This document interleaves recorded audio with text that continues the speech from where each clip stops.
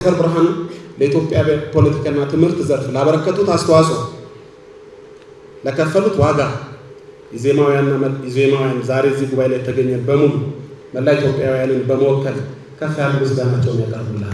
ቅድም ሲነግረን ፕሮፌሰር በ16 ዓመቴ ነው ወደ በረሃ የሄድኩት ብሎናል። 16 ዓመቱ ነበረ። ዝም ብዬ በወፍ በረር አሰላው እድሜውን ሳስበው ወደ 56 ዓመት ያህል የፖለቲካ ትግል ውስጥ ነው ያለው።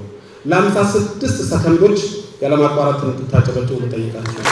ለኢትዮጵያ ለዋልከው ውለታ፣ ለዲሞክራሲ ስርዓት ላበረከትከው አርአያነት፣ መንገድ ስለመራህን፣ ስላሳየህን፣ መሪዎች እንድንሆን በኢትዮጵያ ተስፋ እንዳንቆርጥ ስላደረግከን፣ ከአንተ እንድንማር እድል ስላገኘን፣ የኢትዮጵያ ዜጎች ለማበረከቱ ኢዜማን መርጠት እዚህ ስላደረግ እናመሰግናለን።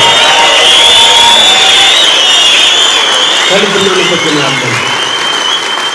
በኢትዮጵያ የፖለቲካ ሰማይ ስር ስራዎችን እንደ ኮከብ ሲያበሩ ይኖራሉ።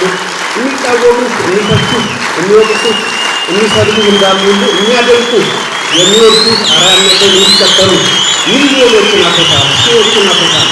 እንኳን ደስ ያለው ወጣት፣ እንኳን ደስ ያለው። አመሰግናለሁ።